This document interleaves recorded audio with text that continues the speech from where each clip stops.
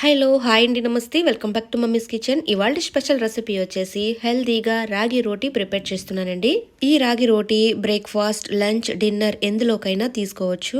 హెల్దీగా టేస్టీగా తినాలనిపిస్తే రాగి రోటీ బెస్ట్ రెసిపీ అని చెప్పొచ్చు. ఇక లేట్ చేయకుండా ఈ హెల్దీ టేస్టీ రెసిపీని ఎలా ప్రిపేర్ చేసుకోవాలో ఇప్పుడు చూద్దాం.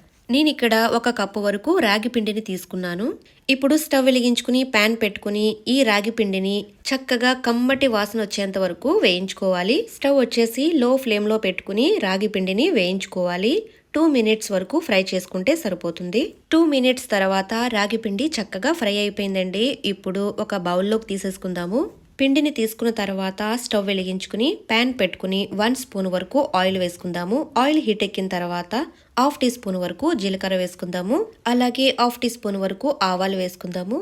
వీటిని ఇప్పుడు చక్కగా ఫ్రై చేసుకుందాము. ఇప్పుడు ఇందులో సన్నగా తరిగిన 3 పచ్చిమిరపకాయలు వేసుకుందాము. సన్నగా తరిగిన అల్లం ముక్కలు వేసుకుందాము 1 స్పూన్ వరకు. వీటిని ఫ్రై చేసుకున్న తర్వాత సన్నగా తరిగిన ఉల్లిపాయ ముక్కలు 1/2 కప్పు వరకు వేసుకుందాము.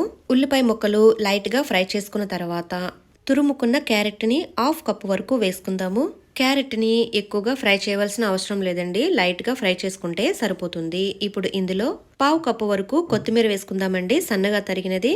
కొత్తిమీర వచ్చేసి కాస్త ఎక్కువ వేసుకుంటే టేస్ట్ బాగుంటుందండి.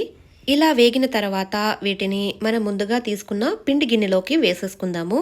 ఇప్పుడు ఇందులో టేస్ట్కి తగ్గట్టుగా 1/2 టీ స్పూన్ వరకు సాల్ట్ వేసుకుందాము. ఇప్పుడు చేత్తో చక్కగా కలిసేటట్టుగా మిక్స్ చేసుకోవాలి. చూసారు కదండి, ఇలా మిక్స్ చేసుకున్న తర్వాత కొద్దిగా వాటర్ వేసుకుంటూ ముద్ద చేసుకోవాలి. వాటర్ వచ్చేసి ఒకేసారి వేసేయకుండా కొద్దిగా వేసుకుంటూ మిక్స్ చేసుకోవాలి. ఇప్పుడు మనం చేసే రాగి రోటీకి పిండి ముద్ద అనేది కొద్దిగా లూజ్గా చేసుకోవాలి.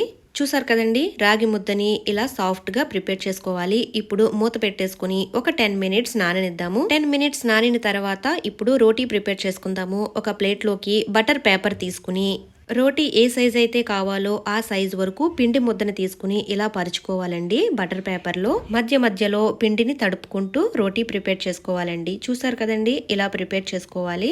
మీ దగ్గర బటర్ పేపర్ లేకపోతే అరిటాకు మీదైనా లేదా ప్లాస్టిక్ షీట్ మీదైనా ప్రిపేర్ చేసుకోవచ్చు. చూసారు కదా, రోటీ అయితే రెడీ అయిపోయింది. ఇప్పుడు పెనం మీద వేసుకుని కాల్చుకుందాము. ఈ రాగి రోటీ కాల్చుకునేటప్పుడు స్టవ్ వచ్చేసి లో ఫ్లేమ్లో పెట్టుకుని కాల్చుకోవాలండి. అప్పుడే చక్కగా కుక్ అవుతుంది. ఇలా ఆయిల్ వేసుకుని ఒకవైపు కాల్చుకున్న తర్వాత రెండో వైపు కూడా తిప్పుకొని కాల్చుకోవాలి. ఈ రోటీ వచ్చేసి రాగి పిండితో చేసాం కాబట్టి కలర్ వచ్చేసి కొద్దిగా డార్క్ కలర్లోనే ఉంటుందండి. చూసారు కదండి, రోటీ అయితే చక్కగా కాల్చుకున్నాము. ఇప్పుడు ఒక ప్లేట్లోకి తీసేసుకుందాము.